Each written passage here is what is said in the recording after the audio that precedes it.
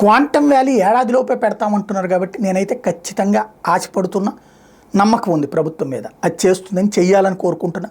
తద్వారా ప్రతిదానికి హైదరాబాద్కో, చెన్నైకో, బెంగళూరుకో ఆధారపడి పరుగులు పెట్టే మన పిల్లలు ఇక్కడే ఉద్యోగాలు చేయాలని కోరుకుంటున్నాను. నెంబర్ 1. నెంబర్ 2 వచ్చేటప్పటికి విశాఖ గ్రోత్ ఇంజన్ అన్నటువంటి దాన్ని ఎవడు ఆపలేడు, అది నడుస్తుంది. అదే సందర్భంలో మనకి అతిపెద్దదైనటువంటి సాగర్ తీరం. ఈ సాగర్ తీరంలో నేను ఒక్క పాయింట్లో మాత్రం వద్దని సూచిస్తున్నా, వాళ్ళు వినొచ్చు వినకపోవచ్చు. ఏది? షిప్ బ్రేకింగ్ యూనిట్లు మనకు వద్దని, బట్ షిప్ బిల్డింగ్ యూనిట్లు కావాలి మనకి. షిప్పులు తయారు చేసే యూనిట్లు మనకి ఎన్ని వస్తే అంత ఉపయోగం. గుజరాత్ ఎదుగుదలలో, మహారాష్ట్ర ఎదుగుదలలో అవి కీలకం. అట్లాంటిది ఇప్పుడు ఆంధ్రప్రదేశ్కి రాబోతున్నాయట. టోటల్గా దేశంలోని 3 ప్రాంతాలని చూస్ చేసుకుంటున్నారు. ఆంధ్రప్రదేశ్, తమిళనాడు, గుజరాత్. ఈ 3 ప్రాంతాల్లో కూడా భారీ ఎత్తున మెగా షిప్ బిల్డింగ్ యూనిట్స్ రాబోతున్నాయి. ఇది వస్తే వేల మంది కాదు, లక్షలాది మందికి ఉపాధి, ఉద్యోగ అవకాశాలు లభిస్తాయి.